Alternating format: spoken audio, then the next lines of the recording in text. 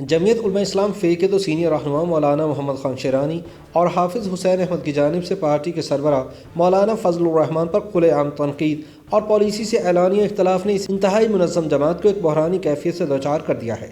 تاہم مولانا کے قریبی ساتھیوں کا کہنا ہے کہ پارٹی کے اندر رخنہ ڈالنے کی اس بھونڈی کوشش کے پیچھے پاکستانی فوجی اسٹیبلشمنٹ کا ہاتھ ہے، اور مولانا شیرانی اسی کے ایما پر اسرائیل کو تسلیم کرنے کا مطالبہ بھی کر رہے ہیں۔ اب سوال یہ ہے کہ اسٹیبلشمنٹ مخالف مولانا فضل الرحمان کے خلاف اسٹیبلشمنٹ کی کوشش کتنی کامیاب رہتی ہے۔ سب جانتے ہیں کہ سن 2018 کے الیکشن کے بعد سے مولانا فضل الرحمان کی سیاست کا بنیادی مقصد فوجی اسٹیبلشمنٹ کی سلیکٹڈ عمران خان حکومت کا خاتمہ رہا ہے۔ انتخابات کے بعد ہی مولانا نے اعلان جنگ کر دیا تھا، لیکن انہیں ملک کی دو بڑی سیاسی جماعتوں کی سیاسی چھتری کی ضرورت تھی۔ پھر نواز شریف اور آصف زرداری نیب مقدمات کے گرداب میں پھنسے ہوئے تھے۔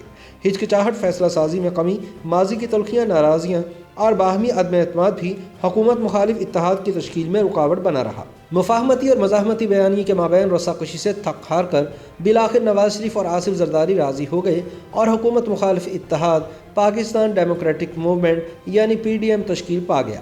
یہ دونوں بڑی اپوزیشن جماعتوں کے لیے ایک بہت مشکل فیصلہ تھا، کیونکہ اس لڑائی میں انہوں نے ملک کی طاقتور اسٹیبلشمنٹ کو فریق بنایا ہے۔ اب نواز شریف اور زرداری خود تحریک میدان سیاست میں ورچوئل موجودگی سے اور پس پردہ بڑے فیصلوں میں حصہ لے رہے ہیں۔ تاہم ان کے جانشین مریم اور بلاول اتحاد کا چہرہ نظر آتے ہیں اور مولانا اتحاد کے نگران اور سربراہ۔ لیکن اب جبکہ حکومت مخالف اتحاد کی تحریک حتمی مراحل میں داخل ہو رہی ہے، تو PDM کے سربراہ مولانا فضل الرحمان کو اپنی جماعت کے کچھ پرانے ساتھیوں کی جانب سے ایک اسپانسرڈ بغاوت کا سامنا کرنا پڑ گیا ہے۔ بلوچستان سے مولانا شیرانی اور حافظ حسین احمد اور خیبر پختونخوا سے مولانا گل نصیب نے مولانا کے خلاف آواز بلند کی ہے۔ یہ دونوں صوبے جن کی سرحدیں افغانستان سے ملتی ہیں، 70 کی دہائی سے مولانا کی JUI فے کا سیاسی اور مذہبی گڑھ رہے ہیں، اور مولانا کے لیے بلوچستان اور خیبر پختونخوا میں اپنی گرفت مضبوط رکھنا ہمیشہ سے ہی اہم رہا ہے، کیونکہ اپنی اسی طاقت کی بنیاد پر وہ نہ صرف عالمی طاقتوں بشمول امریکہ، چین، مسلم ریاستوں، بالخصوص سعودی عرب اور خود پاکستانی اسٹیبلشمنٹ کے سیکیورٹی عدسوں کا محور رہے ہیں۔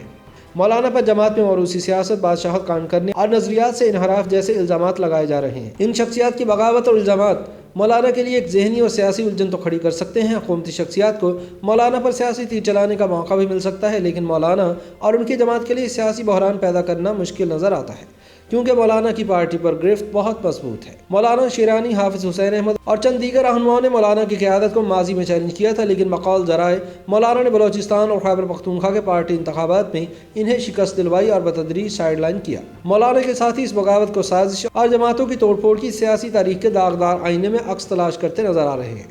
دوسری طرف مولانا شیرانی اور ان کے حمایتی ارکان یہ الزام عائد کرتے ہیں کہ مولانا فضل الرحمان بڑے فیصلے کرتے وقت پارٹی سے مشاورت نہیں کرتے اور ہمیشہ اپنی من مانی کرتے ہیں۔ جمعیت علماء اسلام فے کے دستور کے مطابق پارٹی کے 3 اہم ادارے ہیں: مجلس عمومی، مجلس عاملہ اور مجلس شورا۔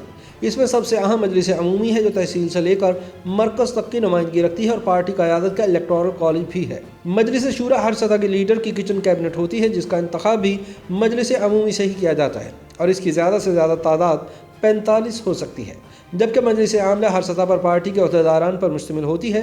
پارٹی میں پہلے ہر 3 سال بعد الیکشن ہوتے تھے، جبکہ سن 2015 میں دستوری ترمیم کے ذریعے انتخابات کا درمیانی وقفہ 5 سال کر دیا گیا ہے۔ لیکن مولانا شیرانی کے حامی پارٹی رکن اسماعیل حسینی کہتے ہیں کہ مولانا فضل الرحمان پارٹی انتخابات میں اپنی مرضی کے مجلس عمومی ارکان الیکشن کمشنر چن کر اور مخالفین کو ان کے ذریعے راستے سے ہٹا کر سن 1995 سے مسلسل پارٹی پر اپنی اجاراداری قائم کیے ہوئے ہیں۔ ان کے مطابق مولانا فضل الرحمان نے سن 1995 کے جماعت انتخابات میں سینئر رہنما حافظ حسین احمد کا راستہ روکا اور انہیں بلوچستان سے پارٹی کی بنیادی رکنیت ہی حاصل نہیں کرنے دی، جس کی وجہ سے وہ پارٹی کے الیکٹورل کالج یعنی مجلس عمومی کے رکن ہی نہ بن سکے۔ اسی طرح ان کے مطابق سن 1995 میں پارٹی کے سینئر ترین رہنما مولانا محمد خان شیرانی امارت کے مضبوط امیدوار تھے، اور ان کی بلوچستان میں مضبوط سیاسی حیثیت کی وجہ سے مولانا فضل الرحمان ان سے خائف تھے، اس لیے انہوں نے پارٹی اجلاس میں دلچسپ طریقے سے ان کا راستہ روکا۔ جمعیت کے دستور کے مطابق کوئی شخص اپنے آپ کو صدارت کے لیے نامزد نہیں کر سکتا، اس لیے اجلاس کے دوران کسی دوسرے شخص کو آپ کا نام پیش کرنا ہوتا ہے، جس کی 2 مزید ارکان تائید کرتے ہیں تو آپ عہدے کے امیدوار بن جاتے ہیں۔ اسماعیل حسینی کے مطابق اس وقت مولانا فضل الرحمان نے اپنے ایک حامی رکن سے کہا کہ وہ مولانا شیرانی کا نام صدارت کے لیے پیش کریں، चनाचे उनका नाम पेश कर दिया गया। ताहम कुछ देर बाद नाम पेश करने वाले ने नाम वापस ले लिया और पार्टी दस्तूर के मुताबिक जिस उम्मीदवार का नाम एक बार वापस ले लिया जाए उसका नाम दोबारा उम्मीदवार के तौर पर पेश नहीं किया जा सकता। यूँ मौलाना फजलुर रहमान ही जीत गए। मौलाना के मुखालिफिन कहते हैं कि इनकी गलत पॉलिसियों की वजह से इनकी पार्टी बलूचिस्तान में हुकूमत से बाहर हो गई, जबकि सन 1970 से लेकर सन 2013 तक ये जमात बलूचिस्तान में ज़्यादातर हुकूमत में ही रही है। लेकिन इन इल्ज़ामात का जवाब देते हुए पार्टी के सेक्रेटरी जनरल मौलाना अब्दुल गफूर हैदरी का कहना है कि जितनी जमहूरियत JUIF में है वो जमात इस्लामी के अलावा दूसरी किसी जमात में नहीं है। उनका कहना था कि तनकीद करने वाले पार्टी का नज़्म नहीं समझते। उन्होंने वजाहत की कि पार्टी की बाकायदा रुकनसाजी होती है और फिर इलेक्शन के जरिए हर सतह की मजलिस अमूमी बनती है। तहसील की सतह की मजलिस अमूमी ज़िला की सतह के लिए मजलिस अमूमी के अरकान मुंतखब करती है, फिर इसी तरह मरकज़ तक मजालिस अमूमी बनती हैं जो कि बाद में मरकज़ी अहदेदारान का इंतखाब करती हैं। अब्दुल गफूर हैदरी के मुताबिक मरकज़ी मजलिस आमला के अरकान की तादाद 1000 से ज़ायद है, जबकि हर मरकज़ी रुकन 3000 इब्तदाई अरकान का नुमाइंदा होता है। इसी तरह जमात के रजिस्टर्ड अरकान की तादाद 30 लाख बनती है और इस तरह के इलेक्शन बाकी जमातों में नहीं होते। सीनियर सहाफ़ी हामिद मीर भी इत्तफाक करते हैं कि JUIF के इंतखाबात में धांधली नहीं हो सकती क्योंकि इसके इंतखाबात का निज़ाम काफ़ी शफाफ है। ताहम उनका कहना था कि पार्टी पर एक तनकीद तवातर से होती है कि मौलाना फजलुर रहमान के भाई अताउर रहमान पार्टी के सूबाई सरबराह हैं, इनके बेटे असद महमूद रुकने कौमी असम्बली है और रिश्तेदार अहम ओहदों पर हैं। तो जिस तरह पीपल्स पार्टी और मुस्लिम लीग नून पर एक ख़ानदान की इजारादारी है, इस तरह जमीयत उलमा इस्लाम फ़े पर भी मौलाना फजलुर रहमान का ख़ानदान हावी है। लेकिन मौलाना अब्दुल गफूर हैदरी कहते हैं कि ऐसा बिल्कुल नहीं, असल बात सलाहियत की होती है। मौरूसी सियासत की रट तो हर कोई लगाता है, मगर असल बात यह है कि हर पार्टी में बासलाहियत अफराद को आगे आना चाहिए। मौलाना फजलुर रहमान इस वक्त तमाम जमातों की क़यादत कर रहे हैं। ऐसी सलाहियत हर किसी में नहीं होती। किसी का बेटा अगर बासलाहियत है तो वो क्यों सियासत में ना आए? जिस तरह बिलावल भुट्टो सलाहियत के साथ अपनी पार्टी की क़यादत कर रहे हैं, इसमें क्या हर्ज है?